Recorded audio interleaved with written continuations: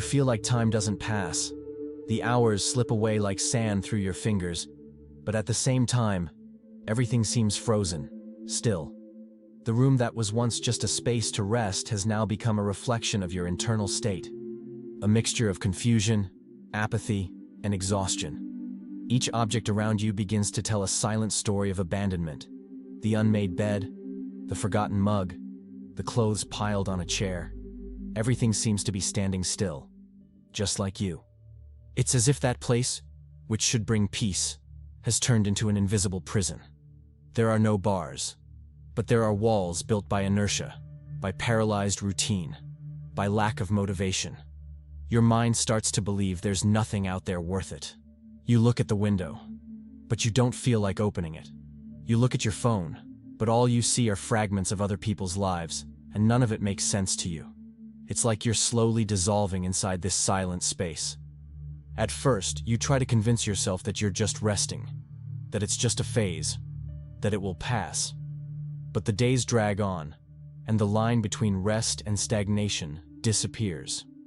You wake up, scroll through your phone, distract yourself with anything that doesn't require effort, and when you realize it, the day is already over. And you don't even know what you did.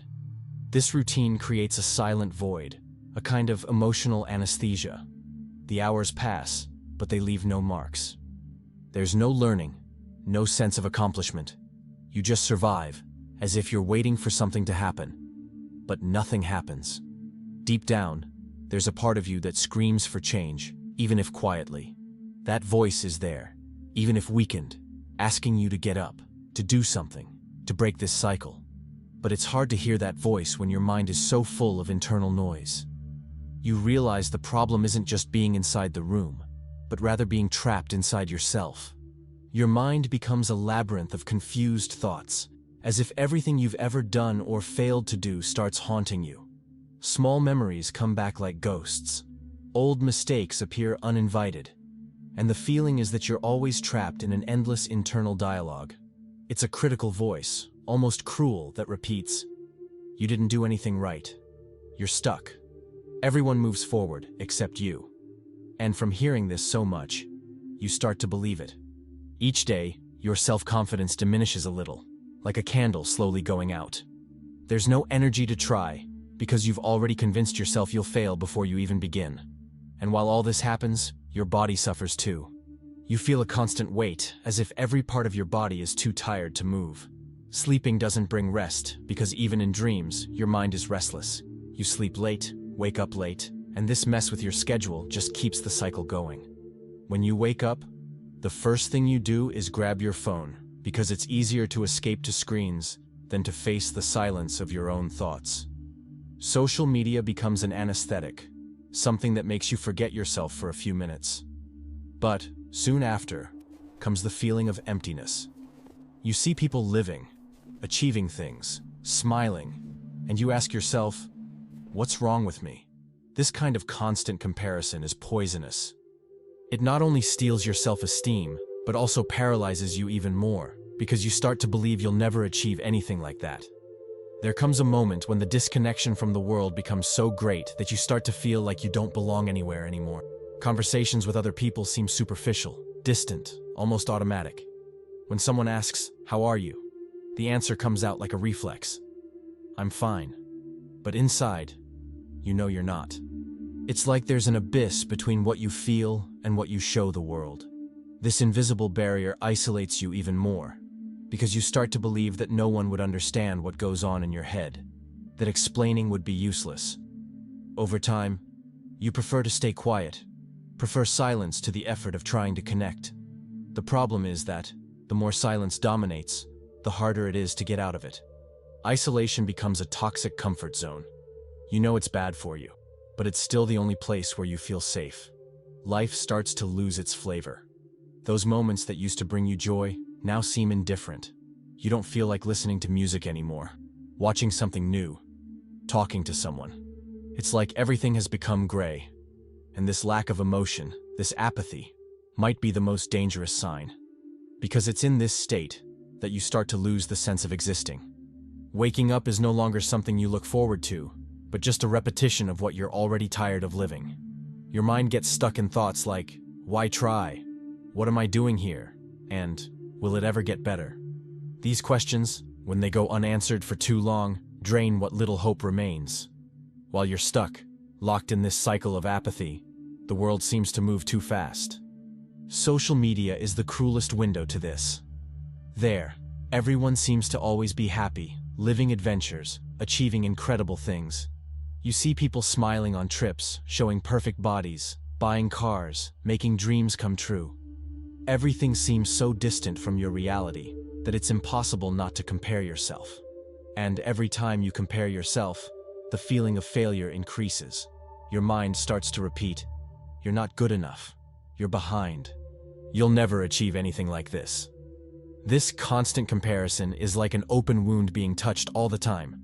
It not only destroys your self-esteem, but also paralyzes you, because the more you believe you're behind others, the less strength you find to take the first step. But deep down, you know this is an illusion. What you see on social media isn't real life. It's just a beautiful snippet, filtered, edited to look perfect. No one shows the nights they cry, the days they fail, the times they think about giving up. Still, your mind insists on believing that only you are broken. And that hurts. Every like you see on someone else's photo seems like a reminder that you're stuck, invisible, while the rest of the world shines. This pressure to need to be someone to be accepted is suffocating. It makes you forget that life isn't a race. But even knowing this, the weight of these comparisons is real and leaves you trapped in a state of numbness. Your body feels it before you even notice. Mind and body are connected, and when your mind is trapped in a state of inertia, your body screams. You feel pains that seem to have no explanation, in your neck, shoulders, back. It's not just physical tiredness. It's like every muscle carries the weight of everything you can't resolve. Your posture shrinks, your gaze becomes heavy, and even breathing becomes slower. Sleeping doesn't bring rest. Either you sleep too much and wake up more tired than when you lay down, or you simply can't fall asleep, tossing and turning in bed as if trying to escape your own mind. Each poorly slept night adds to the tiredness of previous days, and you start to feel there isn't enough strength to face even the small tasks of the day. Eating also starts to lose balance. You eat too fast, or barely eat at all. Sometimes you seek food to fill a void that isn't physical, but emotional. Other times, you don't even feel hungry. And this only makes the lack of energy worse. The absence of physical movement makes your body heavy, gives you headaches, makes everything seem slower. The mirror becomes an enemy, because in it you see the reflection of someone you don't recognize. Each day in this paralyzed routine steals a bit of your vitality. And, even noticing this, you feel trapped, as if you're watching your own life through a movie screen, with no control over the plot. When you realize you're trapped in this cycle, guilt hits hard. It doesn't whisper, it screams. It's like a voice inside your head saying you should be doing more, being more, living better. You look at yourself in the mirror and ask, why am I like this? Why can't I just get up and change? This constant pressure doesn't help you. On the contrary, it drains even more of your energy. Because every time you criticize yourself, the feeling of failure multiplies. You start to believe something in you is broken, as if you're incapable of having the life you want. This silent guilt transforms into anger, an anger directed at yourself, at every wasted minute, at every missed opportunity. And this anger leads to something even worse, self-sabotage. You postpone simple tasks because you feel you'll fail anyway. If a chance appears, you back away before even trying, because you're already convinced it won't work out. It's like you've created an emotional trap for yourself, a mental prison where you punish yourself for being stuck, but at the same time can't find the strength to react. And the more you blame yourself, the harder it becomes to break this cycle. Because guilt doesn't inspire, it paralyzes. Each day that passes, you feel like you're losing a piece of yourself, a piece of the person you once were or the person you'd like to be. But no matter how immense this feeling of powerlessness seems, it's possible to change. And this starts when you understand it's not your fault to be in this state. Even in the middle of chaos, there's something inside you that still resists. It might be just a breath, a spark almost invisible, but it's there. It's this flame that makes you feel uncomfortable when you realize days are passing without meaning. It's this internal voice that insists on saying you weren't born to live this way, that life can't be reduced to a closed room, illuminated screens and thoughts that go in circles. This restlessness, even painful, is proof that you haven't completely given up. Because those who truly give up don't feel anything. Sometimes you feel a sudden impulse to change everything, to open the door, run outside, do something new. But then comes your mind, heavy, reminding you that you've tried before and it didn't work out. This conflict between the desire to start over and the fear of failing again is a silent war inside you. But this spark doesn't disappear. It might be hidden, but it keeps waiting for an opportunity. And maybe this opportunity is now. It doesn't have to be a grand act. It doesn't have to be a personal revolution. Starting over can begin with something small. Opening the window to let the sun in, taking a cold shower to wake up your body, playing music that moves you, writing something that's stuck in your mind. These are small gestures, almost insignificant, but they have the power to remind you of an essential truth. You're still alive. And if you're alive, you can still start over. Change doesn't happen all at once. It doesn't come like a flash that illuminates everything and solves all problems. In real life, transformation begins in almost invisible gestures, so simple that at first, you don't even notice the impact they have. It can be something like making your bed, opening the window to let air circulate, changing clothes even without wanting to, or stepping outside just to feel the sun. These small movements seem trivial, but they carry immense power. They break the cycle of inertia. They're like small cracks in the wall of apathy you've built around yourself. The secret is not to wait for motivation to come before acting. Motivation comes after action, not before. You don't need to wake up inspired to do something. You need to do something for inspiration to arise. Every time you choose to move, however small the gesture, you're sending a silent message to yourself. I still have control. And this message, repeated day after day, changes everything. At first, it's difficult. Your body feels heavy, your mind sabotages, and you ask yourself, what's the point? But, as you insist, you start to feel small changes. A shower taken doesn't seem like just a shower, but a victory against stagnation. A tidy room isn't just a clean space, but a reflection of a mind that wants to breathe. And, little by little, these small victories add up. They're like steps. You don't climb an entire staircase at once, but step by step. And, before you know it, you're in another place. When you spend a lot of time isolated, it's easy to believe the world has nothing to offer. But you just need to take one step outside to realize there's still life pulsing in every detail. Going out for a walk, even for 10 minutes, might seem insignificant, but it's like opening a window in your mind. Feeling the wind on your face, hearing the sounds of the street, watching people living their own stories. All of this reminds you that there's something beyond the room, beyond the thoughts that imprison you. The real world has a force that screens will never have. It connects you with something bigger, something that makes you feel part of something alive. Reconnection doesn't need to be social at first. You don't need to talk to someone or expose yourself. Just being present, with your eyes attentive to what's around you, already makes a difference. Pay attention to the trees, the clouds, the way the sun reflects on a window. These details, which seem trivial, are like anchors that bring you to the present. And when you're in the present, your mind stops running to the past or future, and anxiety decreases.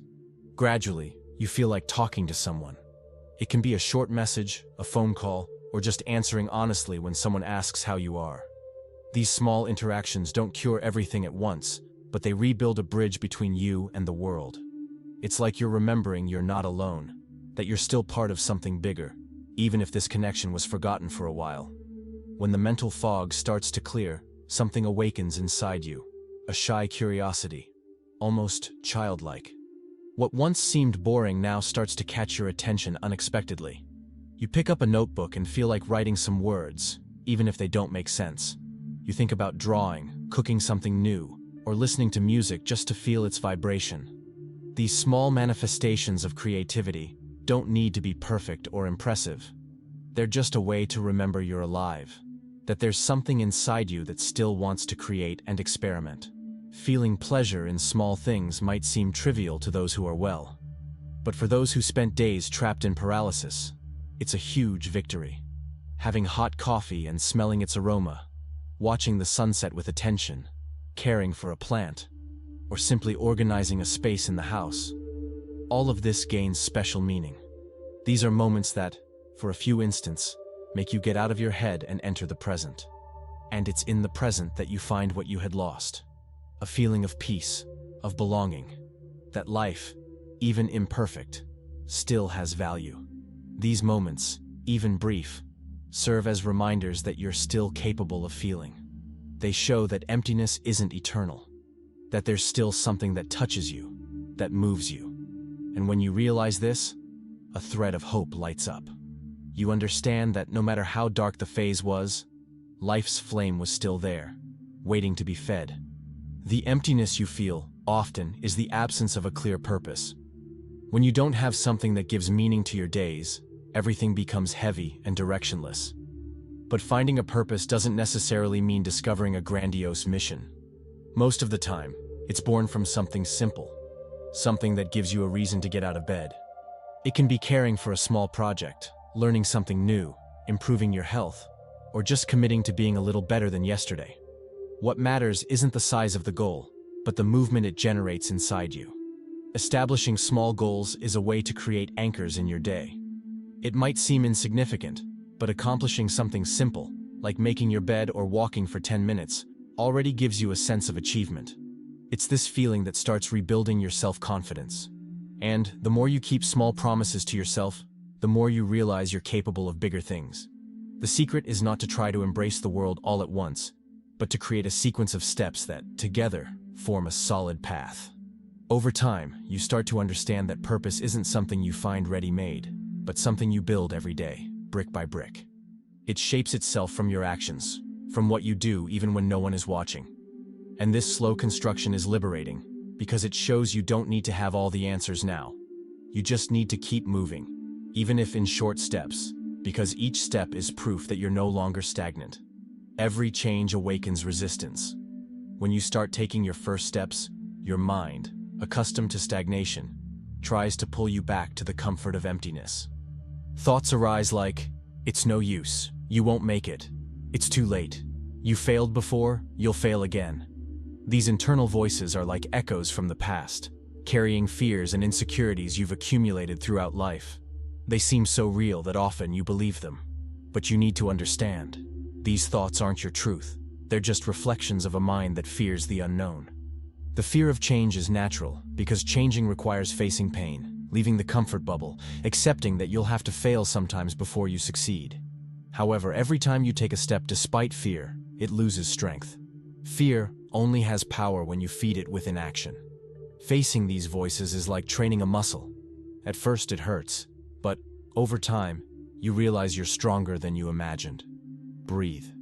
Ask yourself, what really prevents me from trying? Often the answer isn't something concrete, but just stories you tell yourself. Stories of incapacity, of failure, of lack of worth. But these stories can be rewritten. You don't need to live trapped by what happened before. Each day is a new page, and you have the power to decide what you'll write on it. There comes a moment when you realize no one will come to save you. There won't be a magic sign, nor an external push capable of transforming everything.